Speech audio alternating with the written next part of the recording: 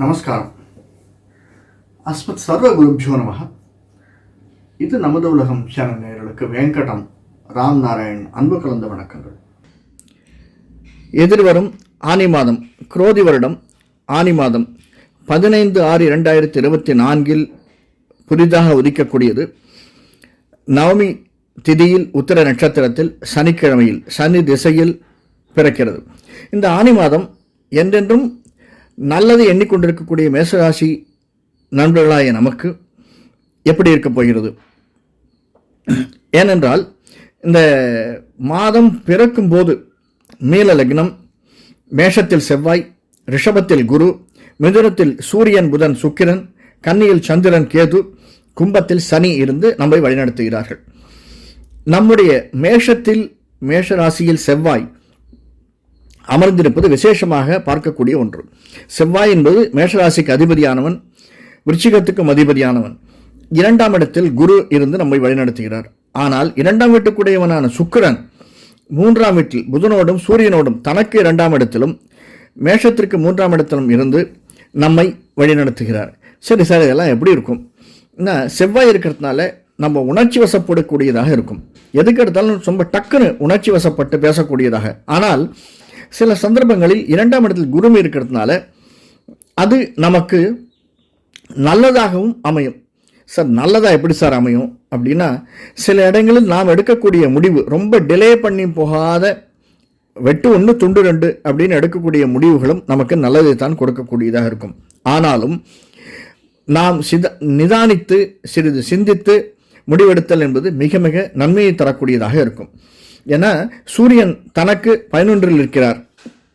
அதாவது சிம்மத்தில் இருக்கக்கூடிய சிம்மத்துக்கு அதிபதியான சூரியன் நமக்கு 3ஆம் வீட்டில் தனக்கு 11 புதனோடு சம்பந்தப்பட்டு, அது புதனுடைய வீடு. புதன் தன்னுடைய சொந்த வீட்டில் இருந்தாலும் நமக்கு 3ஆம் இடத்தில் இருப்பதால், சொந்த வீட்டில் இருப்பதால் நமக்கு எதிர்வரக்கூடியவைகளை கொஞ்சம் இன்ட்யூஷன் சொல்லுவாங்க இல்லை, இது நம்ம செய்யலாமா வேண்டாமா அப்படின்னு நினச்சி இல்லை செய்யலாம், நம்ம ப்ரொசீட் பண்ணலாம் அப்படிங்கிற ஒரு எண்ணம் நமக்கு தலை தூக்குவதற்கு புதன் அதிகமாக இருக்கிறது. அதே மாதிரி உறவினர்களும் நண்பர்களும் நம்மை தேடி வரக்கூடிய இந்த மாதம் நமக்கு நல்ல பலனை தரக்கூடியதாக இருக்கிறது. சூரியன் புதன் சுக்கிரன் 3 பேருமே மிருகசீரிஷ நட்சத்திரத்தில், அதாவது செவ்வாயினுடைய காலில் தான் இருக்கிறார்கள். அதனால நல்ல விதமான எல்லா விதமான பங்குச்சந்தை அப்படின்னு சொன்னோம்னா, அந்த பங்குச்சந்தையில் மெடிக்கல் ரிலேட்டட் அல்லது பூமி ரிலேட்டட் ஷேர்ஸை வாங்கி போட்டோம்னா நல்ல ஒரு ஏற்றத்தையும் லாபத்தையும் தரக்கூடியதாக அது அமைந்திருக்கிறது. அது மட்டும் இல்லை சார், வெளியில் போகச்சே எல்லாமே நமக்கு நம்முடைய குலதெய்வம் இஷ்ட தெய்வத்தை நினைத்து கொண்டு பூமிக்காரகனை வணங்கி கொண்டு நாம் சென்றோமேயானால் எல்லா இடத்துலையும் நல்ல லாபம் தரக்கூடியதாக அமைந்திருக்கிறது.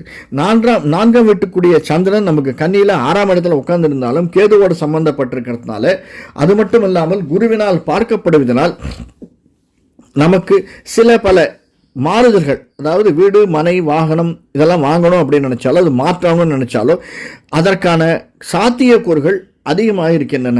ஆனாலும் சிந்தித்து செயல்படுவது நமக்கு மேன்மையை தரக்கூடியதாக அமைந்திருக்கும்.